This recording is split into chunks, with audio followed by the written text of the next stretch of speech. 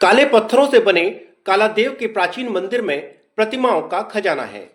जी हाँ, मध्य प्रदेश के विदिशा से करीब 130 किलोमीटर और लटेरी से मात्र 25 किलोमीटर दूर अतीत में विध्वंस हुए एक मंदिर के पूरा अवशेष मौजूद है। यह मंदिर 11वीं शताब्दी का माना जाता है। यूं तो यह मंदिर कल्याण राव जी के मंदिर के नाम से प्रसिद्ध है।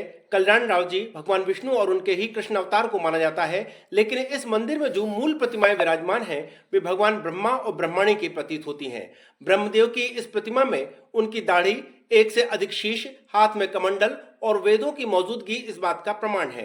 हालांकि अनजाने में ग्रामीण इसे कल्याण राम जी के नाम से ही पूजते हैं। यह भी संभव है कि अतीत में यहाँ कल्याण राव यानी भगवान विष्णु की प्रतिमा गर्भगृह में हो, लेकिन उसके खंडित हो जाने या गायब हो जाने के बाद जब मंदिर को पुनः संवारने का प्रयास हुआ होगा तो ग्रामीणों ने इसी प्रतिमा को, जो यहाँ पर मौजूद थी, ब्रह्मदेव और ब्रह्मणी की प्रतिमा को ही मूल प्रतिमा मानकर विराजित कर दिया।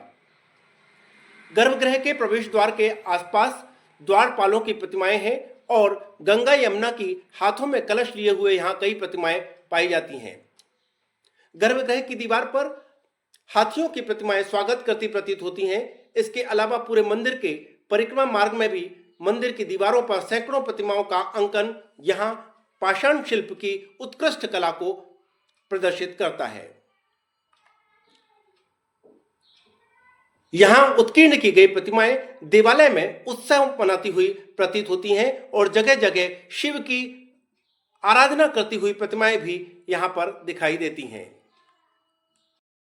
रामेश्वर शर्मा, ग्राम कालादेव, मैं यहाँ का प्रधान पुजारी हूँ और ये मंदिर सदियों से यहाँ की जो गांव के लोग आसपास के भगवान कल्याण जी के नाम से प्रसिद्ध है। ये मंदिर कहीं भी पूछो भगवान कल्याण जी का मंदिर, लेकिन यहाँ पर जो लोग कल्याण जी के आस्था लेकर पूछते, लेकिन यहाँ शिव जी की, ब्रह्मा जी की, सब तरह की मूर्ति हैं। लोग बाग, क्षेत्रीय लोग बाग अपनी अपनी श्रद्धा से बिलपत्ती चढ़ाने भी आते हैं और अपने हिसाब से माँ जगदम्बे की पूजा करते हैं। भगवान कल्याण जी के नाम से ये मंदिर प्रसिद्ध है और हमारी पीढ़ियों से पूजा करती चली आ रही है। और जहाँ के ये मंदिर आप देख रहे हैं, बिल्कुल ये मूर्ति ऐसी कैसी बिखरी हुई है। सब तरह की भगवान कृष्ण की मूर्ति है, ब्रह्मा जी की मूर्ति है, सरस्वती मैया की मूर्ति है। ऐसा ही मंदिर देखा है, लेकिन जहाँ आस्था है सबके लिए इस मंदिर से क्षेत्र के लिए।